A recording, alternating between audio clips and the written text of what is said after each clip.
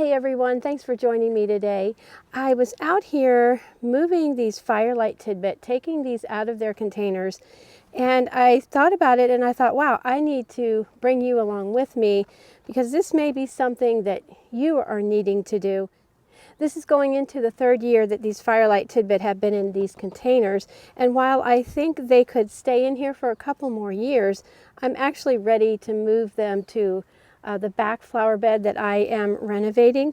So I thought, you know, I need to take everybody along with me just in case it's something you need to do. So I've already moved one, and they've been hanging out behind my greenhouse all winter, and I had them out in front of the house. I brought them out in the summer, and then they were beautiful in the autumn time, and then I moved them to in back of the greenhouse just for the winter. So they've been hanging out here and they're doing just fine. I can see the new growth starting to, the buds wanting to come on these. So now is a really good time to move these. I'm in a zone 6B/7 and it's March, the end of March, so it's a very good time to transplant something if you need to. Now I've been taking my Hori Hori knife here, and I've just, for the first one, I just sort of loosened around all of the root ball, and I went down in here like this, and it worked great. The roots on these don't go real deep, so it's fine to break off a few of the little roots if you happen to do that. And if you don't have a Hori Hori knife, you could use a hand trowel, you could use maybe even a serrated knife, something like that, if you have one of those that you use in your garden. But a Hori Hori knife is one of the tools that I use quite often, so I can really recommend getting a Hori Hori knife. And also in today's video, we're going to plant 10 Tete A Tete daffodils. They're the mini daffodils, and I have sort of like a meadow area that we're going to plant those. But let's get these out of here. Let's get this last one out of here and in the back bed, and I'll show you where we're going to plant them. See how nicely, whoops, kind of close to my greenhouse here. See how nicely that's coming out? Let's take this out so I don't stab myself. And I got as much of the root ball as I could, but for this having been in here for going on 3 years now, you know, it's not super rooted down in there, so I'm happy about. My thinking is it's not going to stress it out so bad since it's not been in here for forever and forever, so I think it'll be real good. I'll move you and me around to the bed where this is going to go. So this is the back of our house. You've seen it many times if you've been with me for any length of time here on YouTube. These are Paniculata hydrangeas that I've pruned back, and this is a smooth hydrangea. This is a mini mavette. I believe it's Miss Ruby mini mavette. So I thought these Fire Light Tidbits would work really nicely in here. The specs on the Fire Light Tidbits here on the screen while we're talking. And if you remember, we sowed the poppies and the ice cubes back here quite a bit, and some of them have come up. I will confess that I didn't get to cover the areas with my cloches in time enough, and the birds just, they found them. They found the seeds, and so there's a few coming up back here, but over on the other side of the house where we sowed quite a bit, I did cover those right away with my cloches, and poppies are coming up everywhere. So at least I do know that method works, the ice cube method, and if you didn't watch that video, you might want to watch that. But so let's go ahead and plant these, and as we see, the root ball is not that deep. And then I will come along and edge this entire bed. I'm not going to do that today because that's quite a job, but I will edge this entire bed, and then I will remulch this area. There's a lot of lilies and a few other things coming up in here. I don't even need to use my auger for in here because I've planted so many things in here over the years. It's nice and loose. I don't need a super deep hole. Let me make sure it's big around enough. All right, let's give it a test, and it's plenty big enough and plenty, a little bit too deep.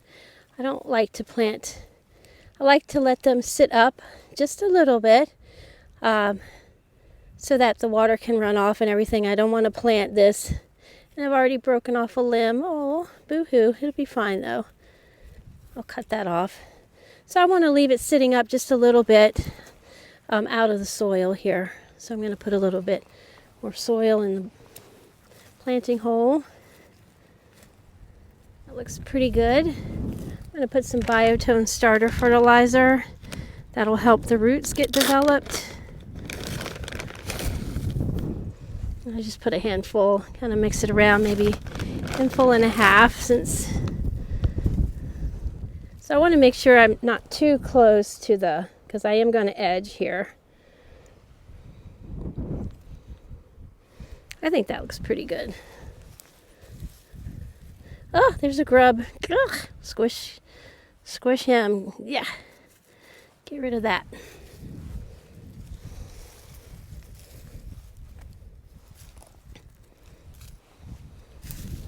And hopefully you can see in the camera that the crown of this is sitting up a little bit. It's not below the soil. My 4th anniversary here on YouTube. So thank you, all of you. My goodness, some of you have been with me for so long. Thank you so much.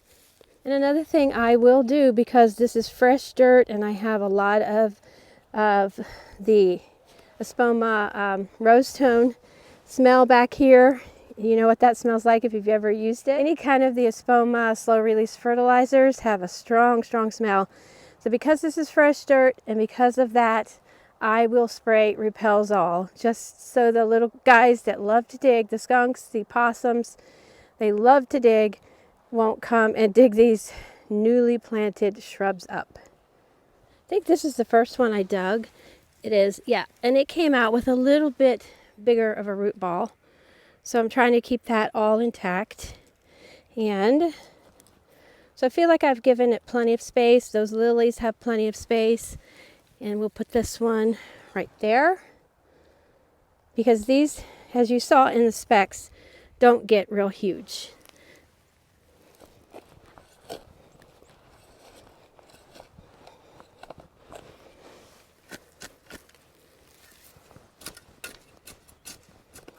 And these Fire Light Tidbits are a Paniculata hydrangea. So they bloom on new wood. So you can prune them in the spring.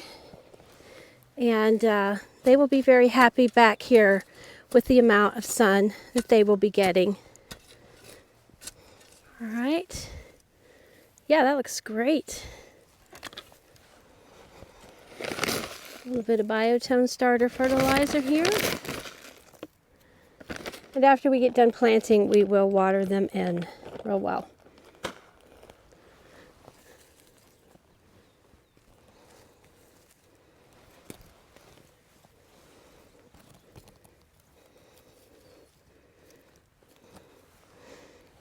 Okay, I like the way that one is sitting.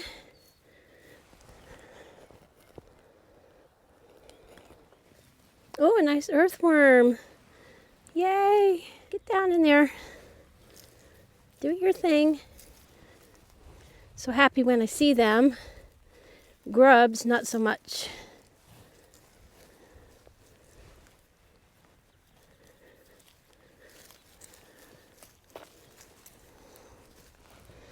I'm just moving some of this existing mulch up around here a little bit. And I'm currently out of rose tone. That's what I fertilize all of my hydrangeas with, as well as my one and only rose bush that I have right now. So as soon as I pick up some more of that, I'll go ahead and fertilize around the drip line of these. All right, so we'll just go ahead and water these in real well. And that will be one of the keys to keeping this alive, is to make sure that I keep plenty of water. Every couple of days I will water this. And once it gets established, like I don't really water these, they're good and established, but it's going to take a bit for these to get established. So I want to make sure that I give them every chance they can to make it.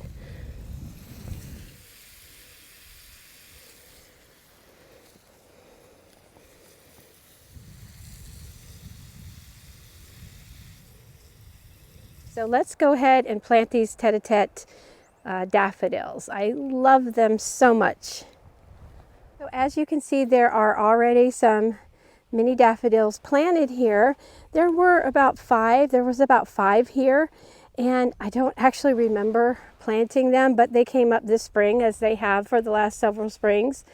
And I got to looking at this whole area, and I had 10 more that I was going to plant somewhere else. And I said, you know what? This is the perfect spot to plant these, because this is coming up our driveway. And so this entire hill here, you can see the amount of slope we have. My husband bush hogs it once a year, a certain time of the year. And so it grows up to about this tall, yay tall. So once these are all done and the foliage dies back, he'll be bush hogging. That'll be the perfect time. Until then, there are quite a few native wildflowers that grow in here. There's some crimson clover and a few other things that grow wild in here. Very beautiful. Some native yarrow, bunch of different things. I can't remember everything now, but I just thought about, this is perfect because I don't have to worry about leaving this and not mowing the foliage down. Just go ahead and let the foliage die back. There's a lot of broom sedge in this hill here, as well as a lot of the native wildflowers. So it's really perfect.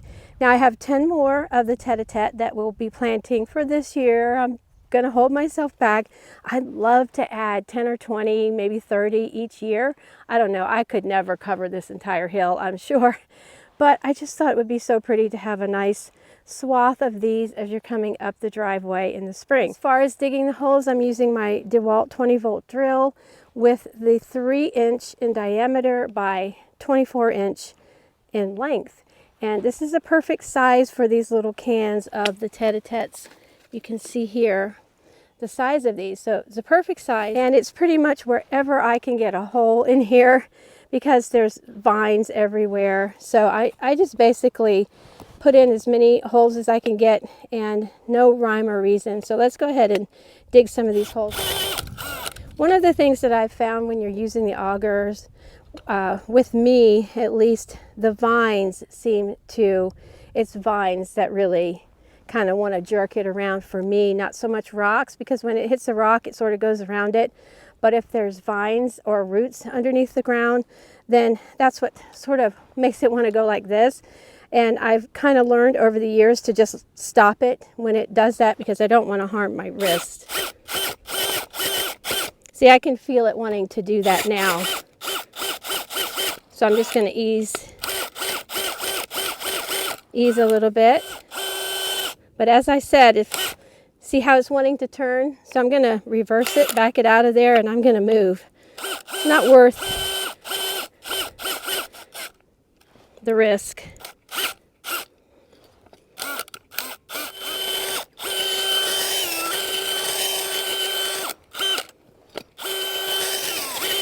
And if you find your planting hole isn't big enough for if you're planting that size of a can, then you can rock it back and forth and sort of make the hole a little bit bigger.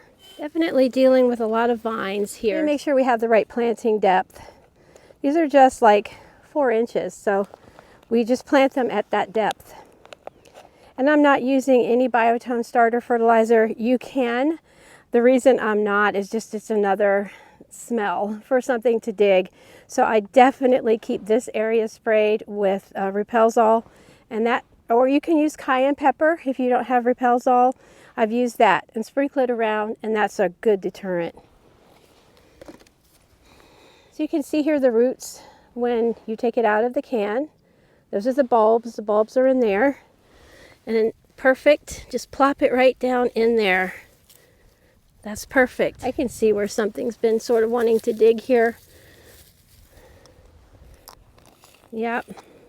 Seems like they were starting to dig and they said, oh, it smells too stinky. I don't want to dig in here. I just sort of squeeze the can when I want to get it out. I'll come a little closer so you can see the root system and see how it looks when you take it out of the can.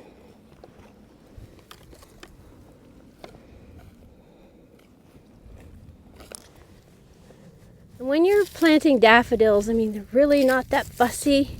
And what I usually do is go ahead and just drill all the holes and then plant.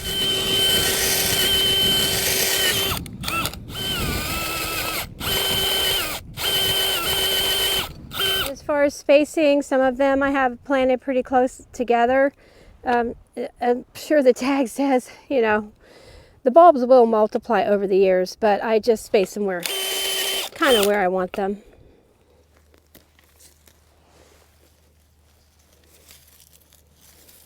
You could throw some bulb tone on these next spring when you start seeing them popping through the ground, and that would be fine.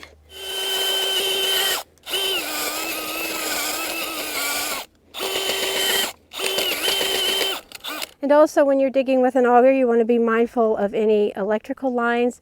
Obviously there's a power line that runs right down, kind of like where we're standing across the road and up to our children's house. Obviously I'm only going 4 inches and the electrical line is whatever it is, 18 or 24 or whatever they are, but it's something to be aware of. All right, one more for today. Let's make it a good one. Kind of see a hole here that would be nice to have one. Looks like I already tried to dig here. Whoa, that's hard as a rock.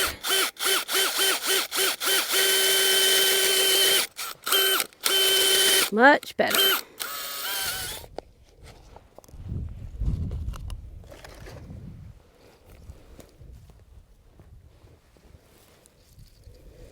Perfect.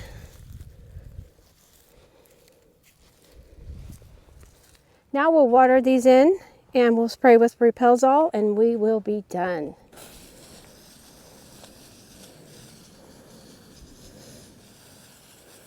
Look how pretty they are. Aren't they so cute?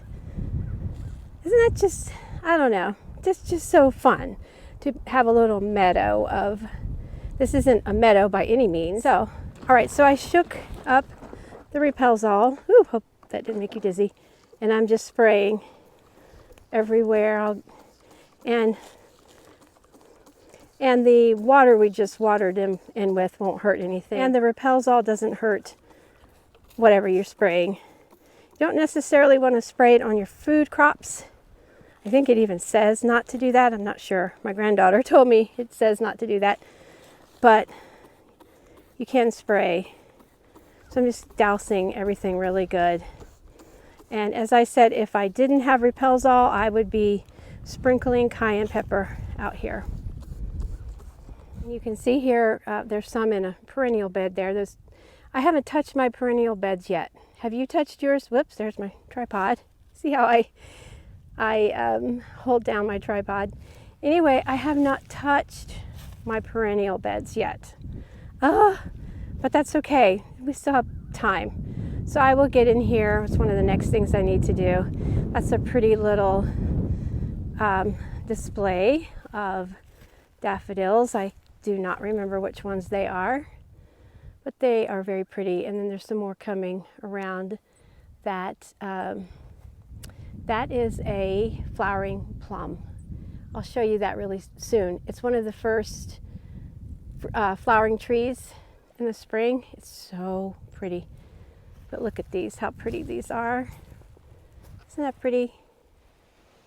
I want to spray here where we just planted those hydrangeas, but as you can see, I have renovation projects going on everywhere. Initially, we had put down some landscaping fabric, and if you don't have to do that, don't do it. It was so compacted. You can see the mud, and at one point we had gravel in here a long time ago. So I'm working on taking that out and cleaning that all up. It's a really good spot to put some shade-loving perennials like the Brunnera. You can see some Brunnera coming up in there.